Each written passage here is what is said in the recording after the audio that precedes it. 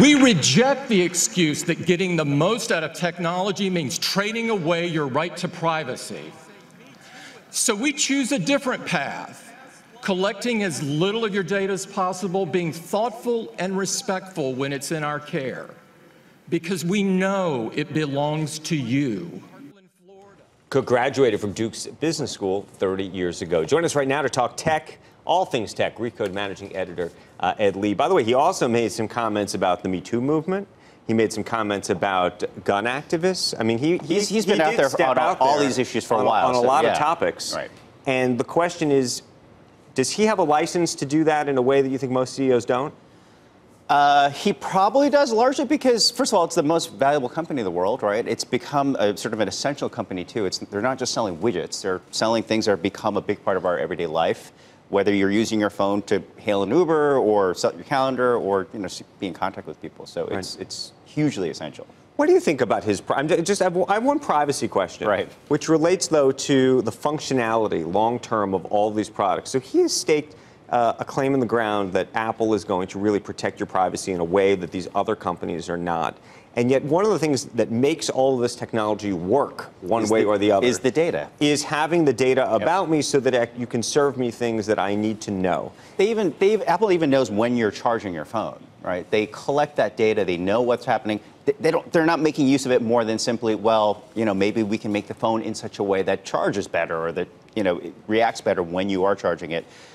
Here's what I think is interesting, is that it's still, at its core, a hardware company. It's selling you devices. Their services business, we've talked about this before, is the faster rising part of the business. What does that include?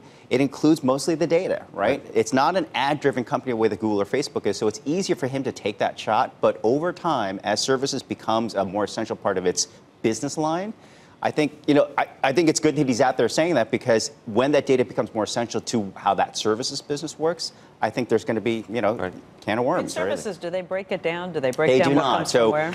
What is services? Apple Music, for one, they've got 40 million paying listeners. That's actually pretty significant. You have iCloud. You know, you pay into that maybe $1 or $2 a month to kind of store your photos and other things.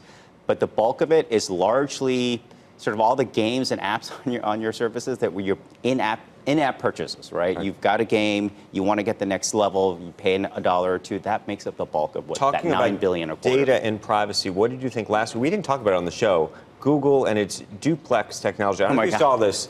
Google created this amazing technology that will literally call up on the phone. Did you see this? I think we did talk about it. Did we talk about it at any real length? Maybe I missed it. Not in length, but we mentioned it. The idea that it will call the restaurant and it will call the restaurant and make a reservation for you, or call so it's basically a piece of software that does it, but they've designed the software to sound like a human. So there's weird pauses, there's there's ahs, and so it sounds like a person. A person's calling you and says, I'm calling on behalf of my client to make an appointment for this haircut. See, with all the prank calls that I get, I would immediately hang up. As soon as I can detect that it's a machine, I click on it. You wouldn't know it's a machine. It was amazingly good. I'm pretty good at catching. It was amazingly good. It was also very creepy. And Google got a little backlash. They're like, hey, are you going to let people know that they're talking to a computer? Yeah. You know, that kind of thing. And so then they sort of like, yeah, we should probably do that. So we're entering a world, right? Exactly. So I think Tim Cook taking a hardline stance on that is significant, because I think it's going to become more essential to Apple in the future, in the near future. And also, you know, it's easier to take the shot now, but again, it's going to be, as you point out, data is going to fuel how a lot of these devices interoperate, how you access your Google stuff through your Apple phone. So it's going to become more fraught as time goes on. I think, you know, in terms of all kinds of things, tech, regulation, a lot of it's not there yet, right? And I don't mean regulation to over-regulate. I mean, like, there are no rules of the road for a lot of these things.